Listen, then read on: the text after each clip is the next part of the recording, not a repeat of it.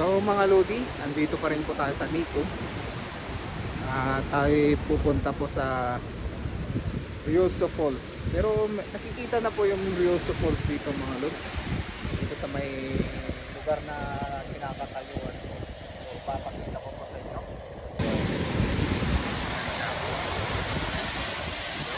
Tapos tingnan natin sa baba.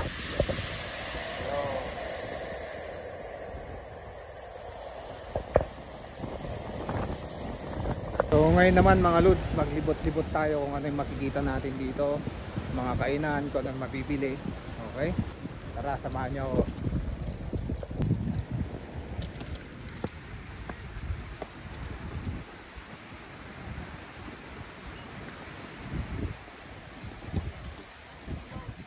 So mga kainan na nga dito.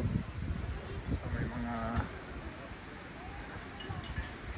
ganito sila dito.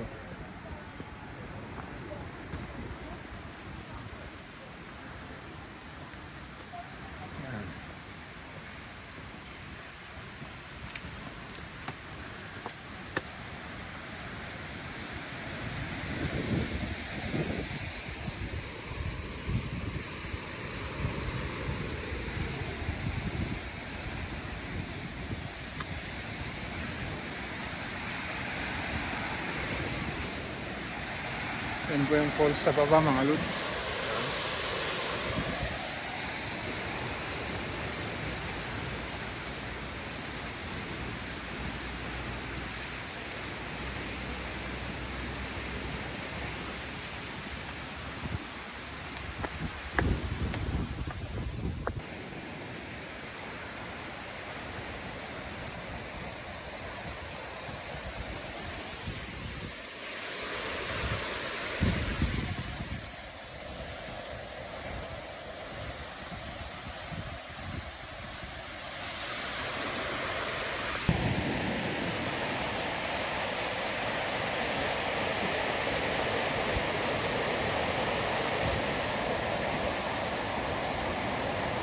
So dito mga Lods, meron siyang pathway papunta sa taas. Kung nakapark ka sa taas mga Lods, doon ka mag-umpisa maglakad. So simula ka sa taas, papunta dito sa baba. At yung pathway mga Lods, sinusundan niya lang tong ilog na to. Okay? So may mga lamesa din dyan. Yan. Pwede kang mag-picnic dyan, oh. Pero ako tinatamad na ako maglakad papuntang taas kasi masakit na po mga paa ko. So ngayon hanggang dito na lang tayo at bababa tayo ulit.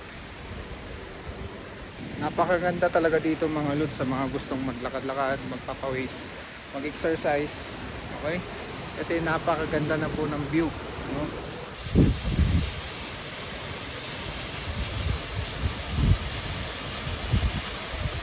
Dito mga Lods, napakarami ring kainan kung gusto mo mag food trip, no? Ito, papakita ko sa inyo yung surroundings ng lugar na to. Yung mga kainan.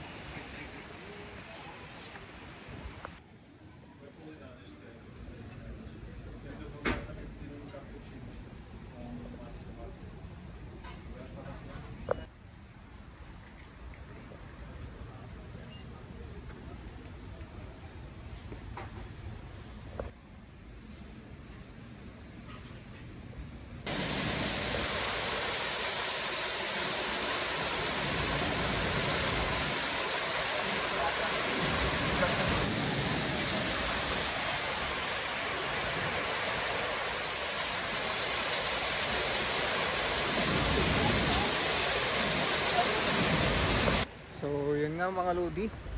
So yun po yung nakita natin ngayon. At ngayon lilipat na naman tayo na ibang pasyalan. So maraming salamat ulit sa inyo. So yan po ang anong tawag dito, Ryoso Fall. Okay.